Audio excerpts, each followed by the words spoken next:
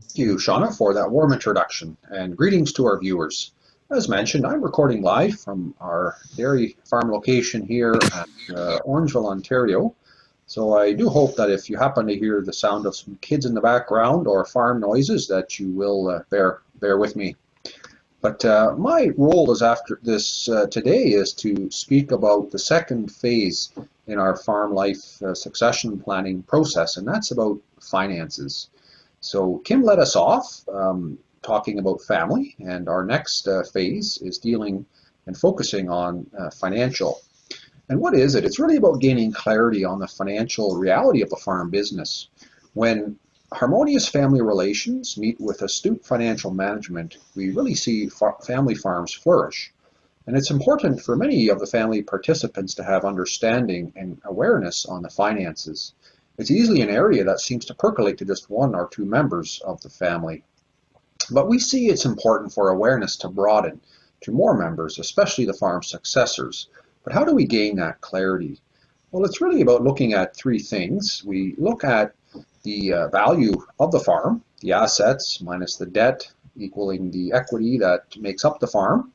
We're looking at the financial performance as a measure of farm sustainability, and we'll look at a 2 or 3 year average of farm cash flow known as EBITDA. That's earnings before interest, taxes, depreciation, and amortization, which is really the cash that's available to pay the family, to pay debt, taxes, and some reinvestment in the farm.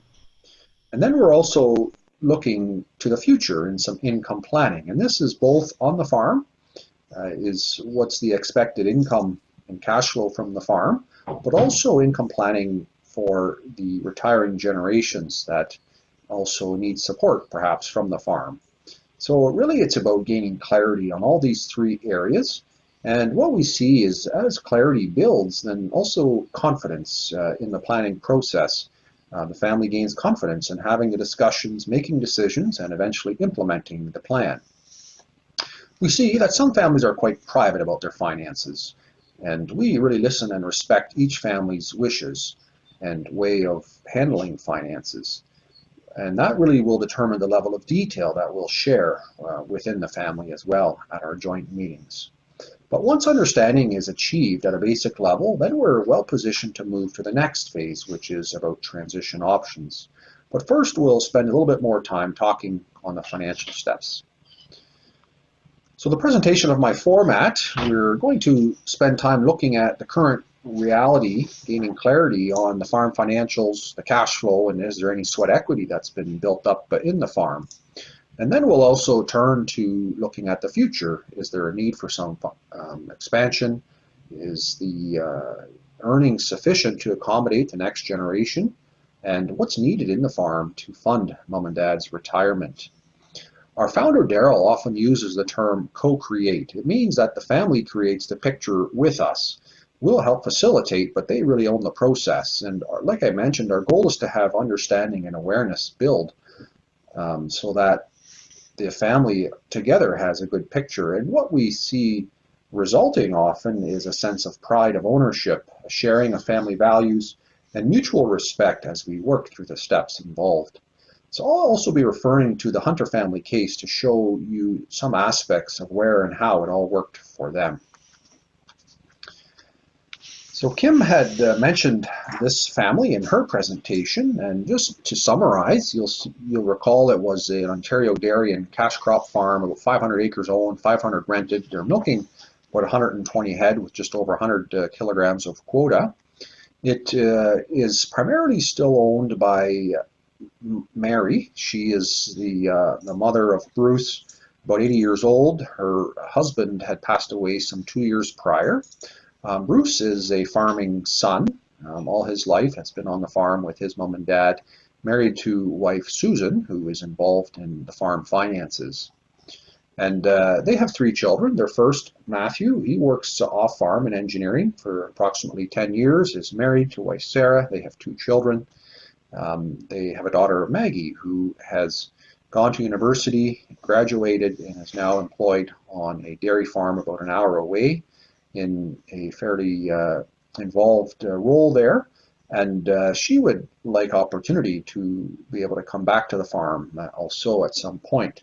And then their youngest son is Mark. After high school, he began working full-time on the dairy farm, which has been some 8 years now. He is married to wife Grace, and they are expecting their first child. What we uncovered with the family is that they all had some of their own individual concerns or worries, but we also uncovered a unified family goals and values. They all valued and had goodwill towards the farm legacy. They really wanted to see the family farm continue and function on for many generations. They've all valued family harmony, good relationships, good communication, and also they all expressed some level of concern about the financial security and ability of the farm to continue on while also funding Mary's remaining retirement, eventual retirement of Bruce and Susan, and also accommodate the next generation into the farm.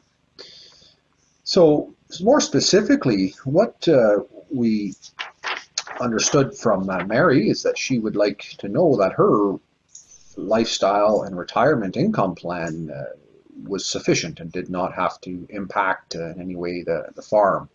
Likewise, Bruce and Susan, they did not really have a retirement financial plan, but they wished to have some more clarity on what that could look like, and also what would they need to rely on the farm for over the next 20, 30, 35 years to also make sure they were financially secure in their retirement.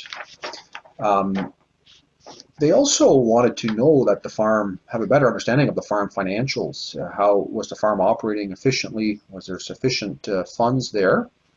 And the next generation, Mark and Maggie, wanted to know also how was the farm functioning? How does it compare to peers in the industry? And were there options perhaps to optimize the performance of the dairy farm? In addition, son Mark, who had worked on the farm for 8 years full time at minimum wage, wanted to also know if there was a way to quantify the sweat equity that he had built up over those last 8 years.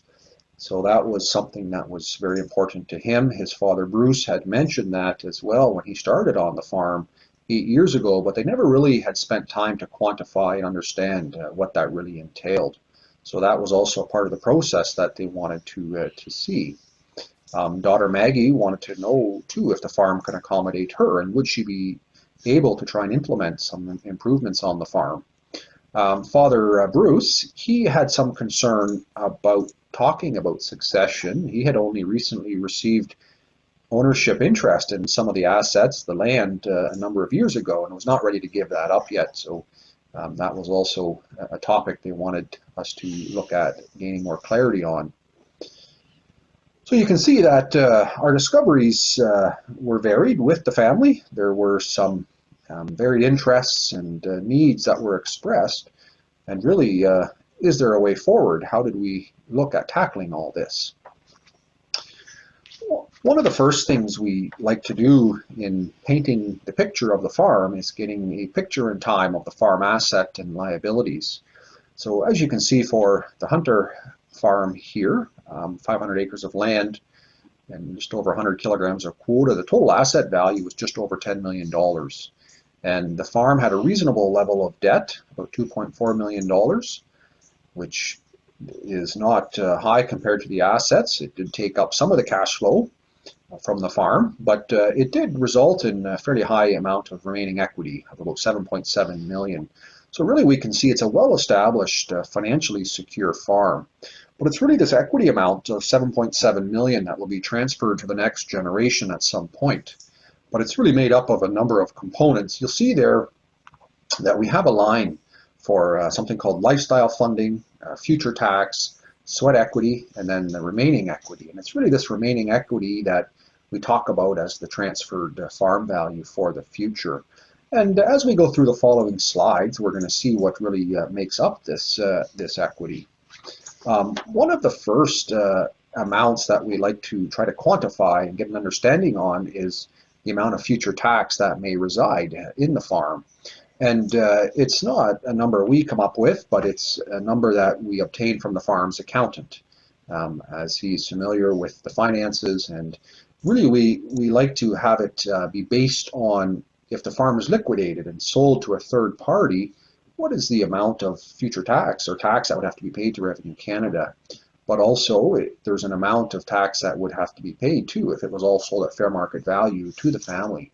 So that's what goes into coming up with this amount. And it's not an amount the family pays during our succession or at the end of our succession at all. There's almost always many ways to defer it and strategies to minimize it. But like I said, it is an amount that we paid at some point if and when the farms are sold. And it's not equity that the last shareholders or partners of the farm can live off. So it's passed on from generation to generation, but it is helpful to quantify as an amount of future debt that successor generations will also obtain along with the assets of the business.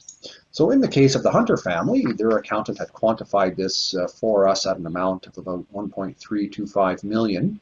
And as you can see, when we deduct that off, we're left with remaining equity of about $6.4 million.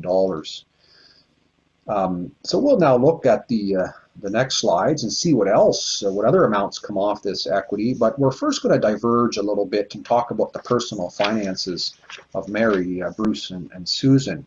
Because as you recall, that was a goal that they had expressed. They wanted to know, was there a financial plan that could be put together to give them confidence that their needs would be looked after well into retirement. So we're going to look at a retirement lifestyle plan for the remaining years of Mother Mary, and also one for Bruce and Susan, who are about, Bruce will be age 60 in 5 years. So the goal really here is to see what amount of equity they would need to take out of the farms, or at least protect within the farms, to fund their future lifestyle and living needs. So with this tool, we are looking to map out a likely retirement income summary for Bruce and Susan from age 60 to age 90. So year 2025 here on the left, all the way over to 2055. It's based on a retirement goal of $65,000 net income per year. So this overall tool is a one that has been developed by our founder, Daryl, to see what a typical retirement income looks like with, say, a 2% inflation rate attached to it. And you'll see here that with our targeted goal of 65,000 added 2% every year, we end up coming to over 100,000 30 years later. So that is an important factor in all of our planning, that we do account for inflation and the impact of that. So what you'll see on this plan for Bruce and Susan, we started with Bruce's expected CPP, and he did have an RRSP as well. That will be converted to a RIF at some point, but that was also a source of modeled income for them. And then later on, we also see Susan's CPP and her OAS coming in as well as an RRSP that's in Susan's name, providing some annual income there too. So basically, what this is showing is that there is some off-farm income that they can count on. When Bruce reaches age 60, it'll be around 19,000. When Susan reaches around age 60, it'll be here closer to about 50,000, but that doesn't quite reach their goal. You'll see here that their income goal starts at 65 and ramps up through the years, and compare that to their annual net income here. You'll see there is a deficit amount, and it's this deficit amount that we track and model year over year. And then basically, we'll accrue that through the 30-year time frame of the retirement. But what we're seeing is that all adds up here to about a total income deficit of close to $1 million. So this represents the minimum amount of equity that Bruce and Susan would need to protect in the farm to support their future retirement. Now this can be with a corporation in the form of preferred shares, let's say, redeemed over time, Or if it's a partnership or proprietorship, just a simple note taken back on the farm sale or quota sale to the children and also redeemed and paid over time. So this gets us into the next presentation, which Earl and Matt will address some more. But for now, what we need to gain clarity on is what a secure retirement looks like for Bruce and Susan. So upon discussion with them, and also to maximize their remaining capital gain exemption available, they decided to freeze equity of about $1.2 million in the farm transfer. So this is the amount that we plugged into our summary of transfer value, that is a deduction off of the remaining farm equity. And we'll see that in the future slide when we get to it. But first, I would also like to turn to an income plan for Bruce's mother, Mary. She too wanted to have some greater clarity on what her plan could look like for remaining years. So you'll see here too, retirement goal of about 50,000 net, and there is CPP OAS investment income that she's able to count on. And in this case, though, that you see that the total income is enough to meet her income goal. So there's actually a surplus provided over time, over the years. And she was happy to also, she kind of intuitively knew this, but was happy to see it modeled out as well. So basically, even though she's no longer a real decision maker in the farm assets and operations, she did still have some ownership. But our planning included her very much and brought clarity too for her financial future. So basically, feeling confident and a part of the planning, she was able to encourage her son Bruce and daughter-in-law Susan to now also make way for their children, their own children, Mark and Maggie, to enter the farm business. And she realized that she did not need to take any more money out of the farm, and there was certainly enough as well for Bruce and Susan to make use of and to have a secure retirement living. So if we turn back then to our slide about the farm equity box, you'll see that we plugged in this amount under lifestyle funding of about $1.2 million. So it's really assets or cash that will need to come out of the business, usually over time in the form of share redemption, or if it's a partnership, partnership unit sales, or a promissory note, let's say, if it's a proprietorship business. But it's an amount that will leave the business, so we do deduct it from the original equity amount. So basically what we see here then, that the remaining equity is now reduced down to about 5.2 million. So if this was transferred equally to Mark and Maggie for no cost, it would form a gift of about $2.6 million each. Or if it was sold at fair value, then it would be a cost of $2.6 million each to Mark and Maggie. But there's really one more important consideration when we're looking at what's the remaining equity in the farm business. And that is something that we call sweat equity. You recall that was one of Mark's main concerns expressed to us in our discoveries and discussion. And it's a topic that we uncover and talk about in almost all of our mandates and clients. So this sweat equity is about how do you recognize the value a son or daughter has worked into the business since they have joined it. And with much land and quota appreciation, with equity growth over time, it can be a major item to gain more clarity over as well. And it really helps in the discussion about what's fair to go to farming children versus non-farming children as well. But before we go into that number, I wish to spend some more time understanding the cash flow and performance of the farm business. So if we look at what we've covered so far, we've talked about lifestyle income plan for Mary, for Bruce and Susan, and now we're going to talk some more about the farm financials and the cash flow analysis, as well as what options are open for the dairy business. Are they using their assets in an optimal way? And is there improvements that they could be looking at? These slides here show you the kind of financial analysis we get involved with for families. Now this slide shows some actual real information, not for the Hunter family, for another family, but it just gives you a good example of the process we might go through depending on the situation of the farm and the family. This is a scenario from a family who asked for some help with benchmarking their farm against industry peers. Their questions, much like the Hunter family, was one, they were sitting on some accrued underproduction credits, and was there a way to use them up before they would be lost due to a recent DFO policy change? And yeah, we were able to show them that even if they liquidated some quota, they could still use about 14 kilograms a day credit use for over a year's time, and they could still maintain their current production level of 157 kilograms butterfat shipped per day, and that really would not impact their income compared to what it had been over the past 2 years. You'll see here is 2018, here's 2019, and basically even with selling and liquidating some quota, they could still maintain that level of sales.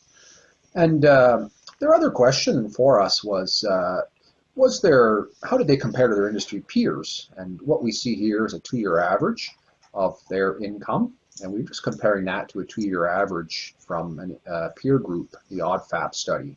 This will become a little bit more relevant when we look at the expense side. But this slide really shows you how we get clarity on the farm's performance, and we talk about and share that together with the family. So as I mentioned, this shows that same analysis and review on the expenses of the farm. And when we drilled down for this particular family, we found we had to separate the cash crop from the dairy operational activity. But based on discussion and review, we determined their dairy was operating at about a 74% expense ratio. And so for another way to think about this is that for every dollar of income, it really costs them cash costs of about 74 cents. And how does that compare to industry norms? Well, if we compared that to the ODFAP study, we could see an operating efficiency of 59% in that group. So that means for every dollar of income they produce, it really costed them 59 cents.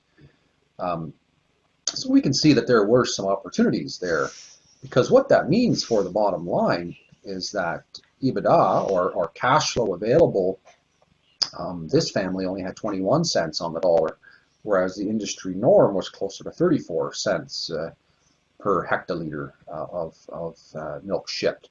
So what that means per dollar of income is 26 cents available for their cash flow purposes compared to industry norms or benchmark of about 41 cents. So after talking about these numbers and perhaps what went into them, the family was able to come up with a realistic target of about 38% EBITDA percentage. So 38 cents on the dollar being available to basically pay the family wages, pay debt, pay tax, and available for reinvestment. So on the farm of this size, that equaled about $450,000 that they were able to build a budget towards. And you'll see how we use that for the younger generation who were taking over the bookkeeping.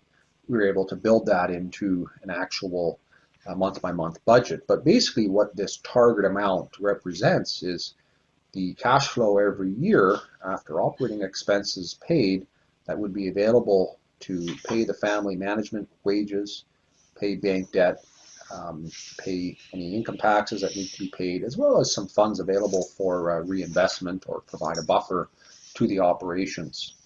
So basically then on this slide, what we're showing is how that translates into a month-by-month budget. We're just showing 2 months here just so that you can see what it looks like. But this was a document we could leave with the family, and for the new generation taking over the books, they could actually plug in their monthly performance and see how it tracked month over month. We know many businesses are seasonal, so perhaps an annual tracking is more relevant, but some families also like to drill down and do it on a monthly basis. But again, you could see that the budget for this dairy farm had them generating about $455,000 a year or $38,000 a month to basically, after all their operating expenses were paid, to make bank payments, pay their wages and dividends or surplus funds to reinvest back into the business.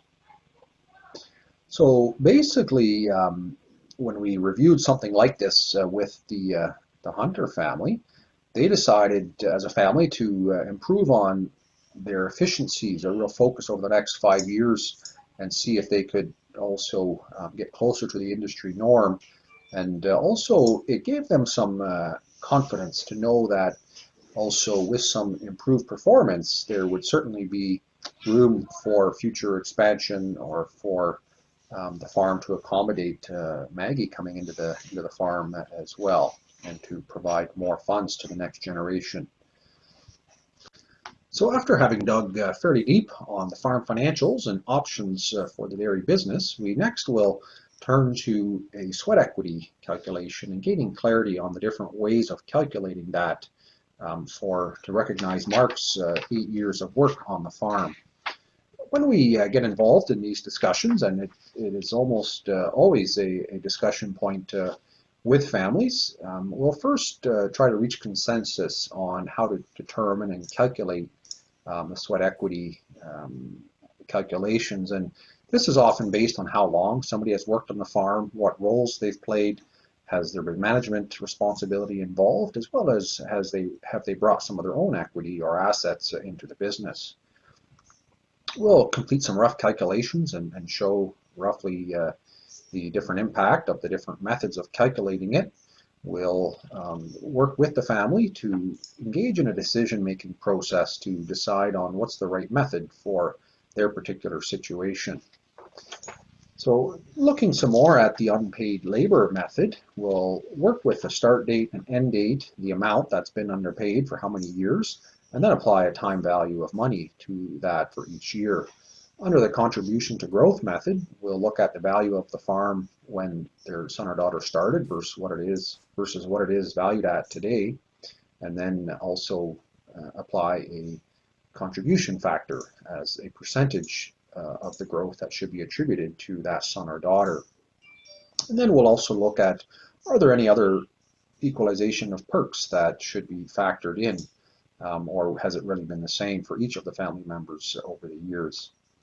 So if we think about the Hunter family, we'll remember that while Mark did work on the farm during his schooling years, he didn't start full-time until he was done high school in 2012. And he was paid a wage, but it was not that much. So there will be a calculation that applies under this method. Under the contribution to growth method, the value of the farm when he started, or the equity, I should say, of the farm was $4.1 million, and the value after 8 years had grown in equity to $7.7 million. The question is, how do we come up with a fair percentage contribution? And we'll look at that in the future slides. As far as the equalization of perks go, all of the children were involved in receiving gas in a vehicle while they were in high school or college, university. So that was fairly fair across all three of them. And then Mark and his wife Grace, they did not have to pay house rent for the farm home, but they did have to do annual maintenance, and that was significant in many of the years.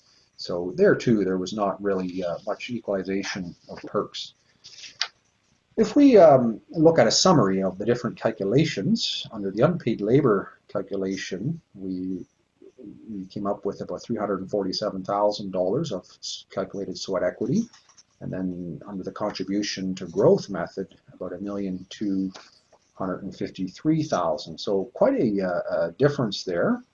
But we do talk about which one fits with the family and their circumstance, and it's something that the family decides is the most fair, and we help them come to a suitable calculation by co-creating it with them.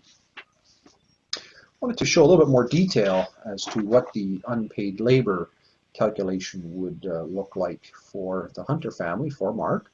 So you'll see here that he earned about $39,000 a year based on 58 hours per week at $15 an hour, and that totaled about $312,000 over those 8 years.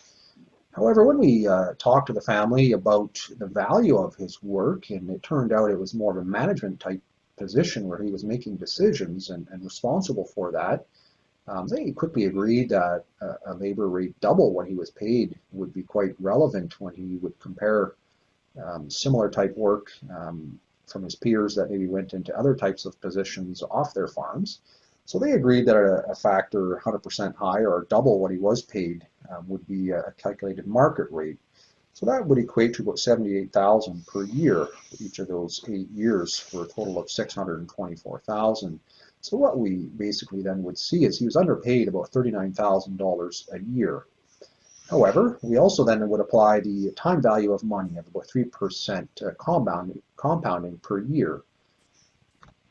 So if we look at that 3% compounding on 39,000 over 8 years, that would build to a value of about $48,000. And when we apply that calculation for 7 years, 6 years, 5 years, and so on, so that we see that 312,000 compounded actually equals about $347,000 of value in today's money. So the question is, though, when do we use this method as opposed to a contribution to farm equity growth method? And really, there's a number of factors or circumstances that would lend themselves to using this type of method. If it's for shorter time frames where children are involved on the farm, if there has not been a lot of appreciation on the assets, also if there's quite a few children involved on the farm, and if it's not in a non-management role, then the farm could readily replace them with hired labor. And in addition, the question we ask is, if could the farm have continued on without that son or daughter in a fairly similar fashion? So if we answer yes to those questions, then this could be a suitable method to calculate sweat equity based on unpaid labor. We'll turn now to the other method of calculating sweat equity. Another way we compute sweat equity is as a portion of growth in the farm equity, and this is probably the most common way. For example, here you see for the Hunter family, when Mark started, their net equity was about 4.1 million, and then today it had grown to about 7.7 million for growth of $3.6 million. So that is quite an increase in those 8 years. The bigger question, though, is what's a fair ratio or percentage here to attribute to Mark as the successor? And while this is often based on two things, the level of management and commitment they are called to give, and if they have any cash investment that they've placed into the business. Because we'll recall that equity growth on farms really comes from two things, the asset ownership, and secondly, management of those assets over time. So all the asset ownership, in this case for the Hunter family, was with Bruce and Susan and their mother Mary still. So nothing accruing to Mark on this basis. But he was providing significant management responsibilities. So we try to gauge the allocation of management responsibility and then factor it in half, or by 50% roughly. So if Mark was doing about 50% of the management, then he would get about 25% of the equity growth, let's say. So through discussion with the family, it revealed that Mark was making between 50 and 60% of the decisions and management after his 8 years and during his 8 years on the farm. So the family agreed to a factor of 35%. So basically 35% of the 3.6 million would represent accrued sweat equity to Mark of about $1,253,000. So under this method, then Mark would be awarded or recognized with equity amounts of this value. And it's not a gift or bequest, it's really just a return on his hard work. And the question is, when do we favor using this method of equity growth and calculation over, let's say, underpaid wages? And there's a number of factors that drive that. So if it's just really one child that enters the farm and works there for quite some time, say 5 years plus, then we would favor this method. Also, if they become a key decision maker. In addition, if the farm would have likely been sold, liquidated, or downsized without them, then that also supports this method of calculating equity growth. And also, have they invested their own cash funds in a portion of the farm or to help it to diversify? And also, has there actually been a lot of appreciation in equity or debt reduction while the successor has worked and labored been managing on the farm? So as you can gather from this discussion, this is the method the Hunter family favored, and it was the way that they did it. And they decided to quantify Mark's sweat equity at 35% of the growth, so about 1,253,000. And we'll look at the next slide here to see what that does to the remaining equity that would sit in the business. So that brings it down to about $3.9 million.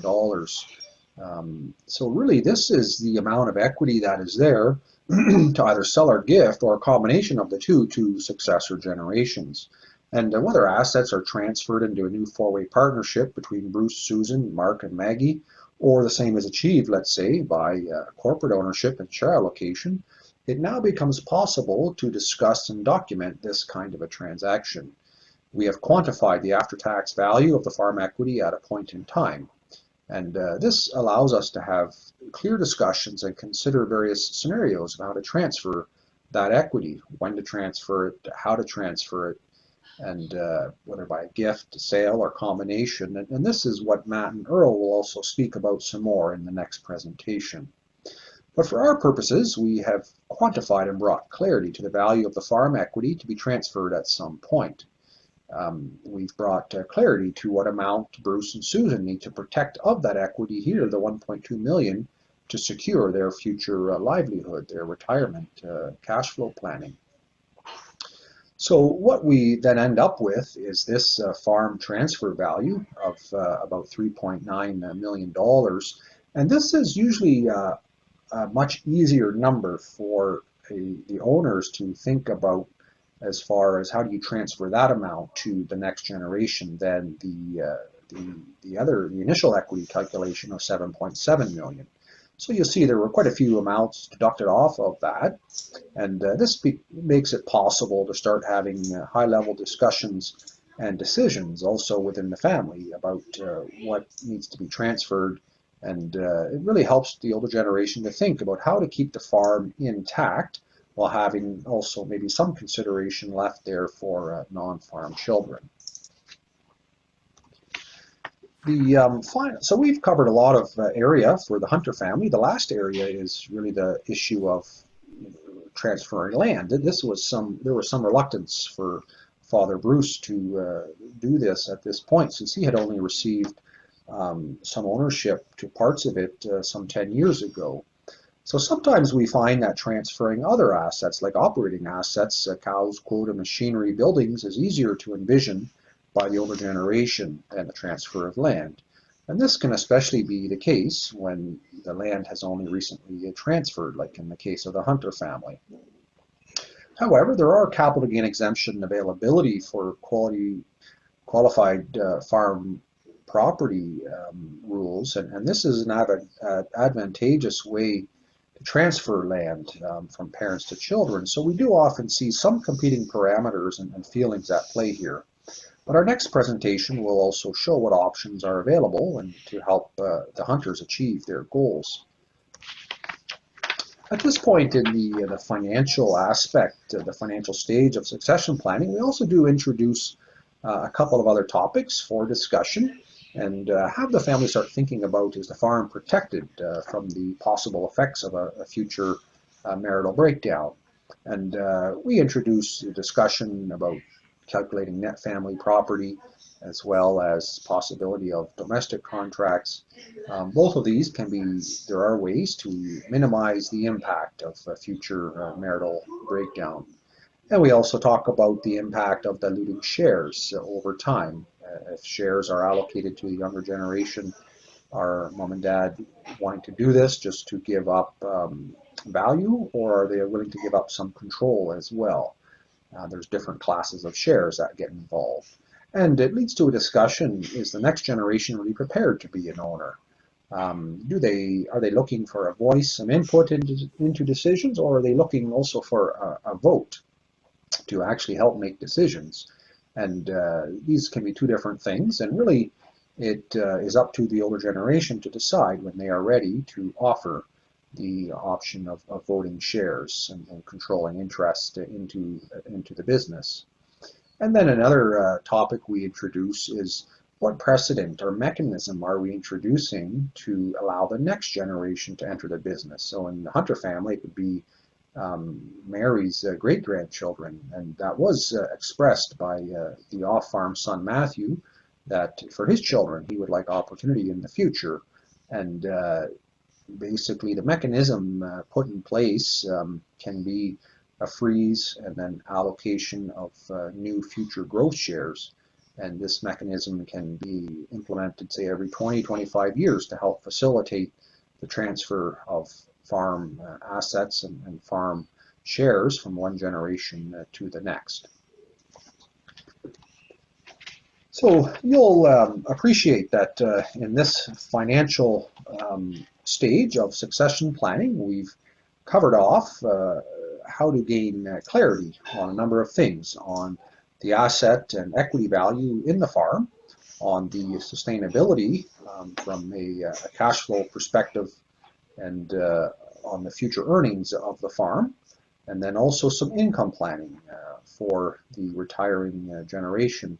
What personal financial needs do they have in the farm, and what equity might they need to protect? So you'll see that the whole goal is really to gain clarity on these aspects, and for all involved on that farm in what they have got to work with. So the amount of sharing, like I mentioned earlier, does vary across generations and between families. Some wish us to be quite open with all the details and with both farm and non-farm children, whereas others wish us to keep it a bit more high level and just provide reassurance that all aspects are being looked at. But overall, we do find that family harmony and respect increases as we engage all participants, practice respectful communication within family meetings, and as we start to gain clarity on what the situation is today and where are the options for the future. So once this good understanding is achieved, then we're ready to move on to the next phase, talking about transition options. So as my presentation is nearing an end, I would just highlight that for OFA members, Farm Life Financial does have a member benefit program where a 10% discount is offered on any succession planning fees for mandates signed up for OFA farm families. So with that, I would like to turn it back over to Shauna, and I thank you for your attention. I will be here for some live question and answer, and thank you.